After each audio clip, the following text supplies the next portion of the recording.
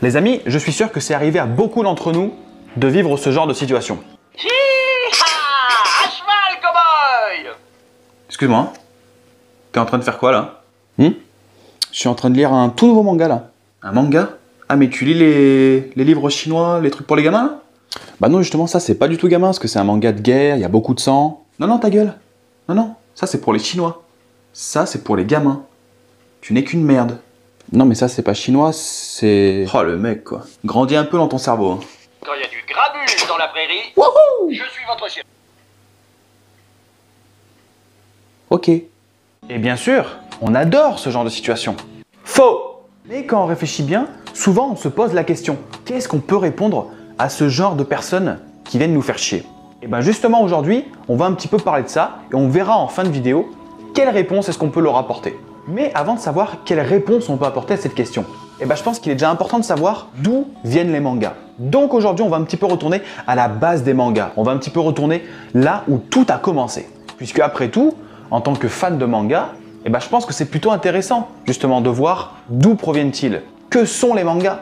Donc c'est parti pour une petite vidéo, cours d'histoire.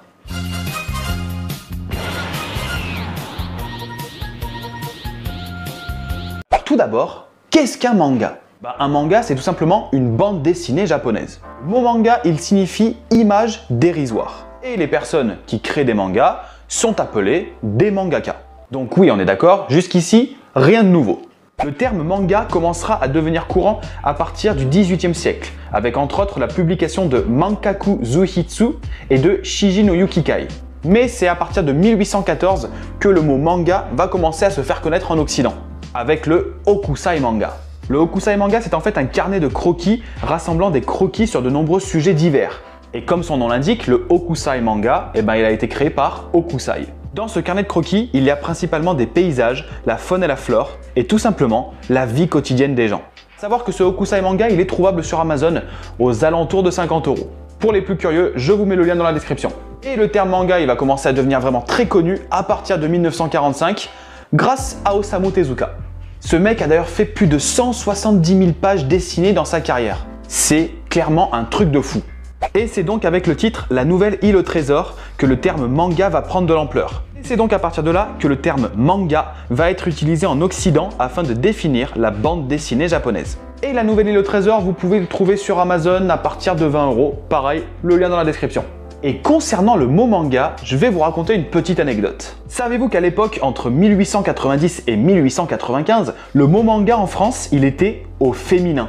Comme quoi le manga n'est pas vraiment sexiste, n'est-ce pas? On disait par conséquent une manga ou la manga et non pas un manga ou le manga. Également concernant la découverte des mangas par les occidentaux, elle a commencé à l'ouverture du Japon au commerce extérieur, c'est-à-dire à partir des années 1868. Et c'est d'ailleurs une période où le pays du soleil levant va subir une modernisation grâce à l'ouverture au monde occidental. À savoir qu'à la fin de l'ère Meiji, beaucoup de mangas sont faits sous forme de caricatures et propagande contre l'État, ce qui leur vaudra d'ailleurs une censure de la part du gouvernement qui promulgue une loi de préservation de la paix. En gros, à l'époque, on n'aurait pas pu voir du berserk. Je pense que le mec se serait fait couper la tête. Mais malgré tout, la publication des mangas va continuer à se développer. Il va même y avoir certains magazines féminins qui vont commencer à publier certains mangas, à destination bien sûr des femmes et des mères de famille qui lisent des mangas à leurs enfants. Donc vous voyez, même les mamans lisaient des mangas à leurs enfants. Quoi, même à l'époque, ils étaient peut-être plus intelligents que certains maintenant. Après la guerre, et donc après la défaite des Japonais, n'oubliez pas la petite vidéo sur Pelelu, qui nous parle de la guerre entre les Japonais et les Américains. Les mangaka de l'époque vont subir énormément d'influence des comic strips, autrement dit des bandes dessinées américaines. Parce que oui, rappelons-le, après la guerre, le Japon est sous occupation américaine.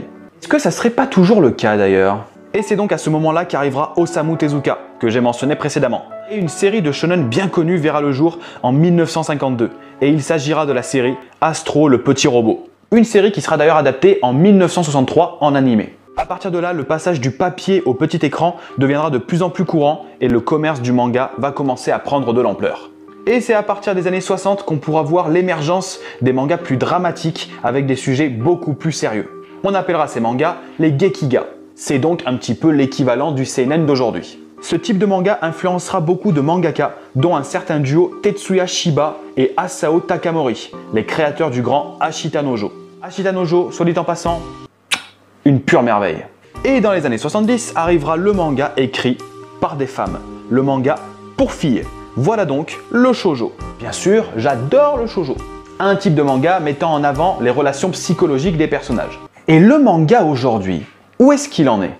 Aujourd'hui, le marché du manga grandit constamment, que ça soit au Japon, mais aussi en Occident.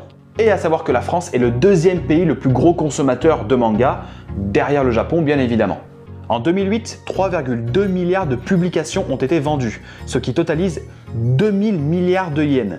En gros, le manga, il rapporte du fric. Et aujourd'hui, bien évidemment, le manga va encore plus loin. Animé, films d'animation, films live, jeux vidéo, c'est clairement un véritable phénomène de société. Le manga arrive surtout à toucher toutes les classes sociales, mais aussi toutes les générations et tous les sexes. Aucun tabou n'existe dans le manga, on y parle de tout. D'univers fantastique, à nous en mettre plein les yeux, la vie étudiante, des mangas historiques, de sport, tous les sujets sont traités dans les mangas. Beaucoup de jeunes sont bercés aujourd'hui avec les mangas. Dragon Ball, Bleach, Full Metal Alchemist, GTO, Saint Seiya, Olive et Tom, et j'en passe plein d'autres. Et donc, si un jour une personne vous dit que les mangas c'est pour les bébés, que vous n'apprendrez rien à en lire, que ça n'est pas l'œuvre de vrais artistes, eh bien, tout simplement, répondez-leur ceci. Un manga, c'est exactement comme tous les autres supports, mais avec des dessins de qualité, des histoires à nous couper le souffle, des personnages auxquels on peut parfois s'identifier, des sujets jusque-là jamais traités. Les mangas, à partir du moment où ça nous fait rêver, pourquoi s'en passer? Le manga, moi, comme beaucoup d'autres personnes, comme beaucoup d'entre vous derrière votre écran, ça nous permet de nous isoler, ça nous permet de rêver, ça nous permet de découvrir de nouveaux horizons, de nouvelles choses. Ça nous permet également de nous instruire grâce aux mangas historiques et ça nous permet également de retomber en enfance grâce à des mangas comme Dragon Ball entre autres. Donc, comme je l'ai dit, à partir du moment où le manga, il nous aide à rêver. Alors pourquoi est-ce qu'on devrait s'en passer? Ouais, j'avoue, ton explication m'a plutôt bien plu. Je vais commencer avec ce manga. Donc voilà les amis, je vous remercie d'avoir regardé cette vidéo. N'hésitez pas, le petit pouce bleu et n'hésitez pas à vous abonner comme d'habitude. Vous savez que ça fait toujours très plaisir. Et puis quant à nous, on se voit à la prochaine vidéo.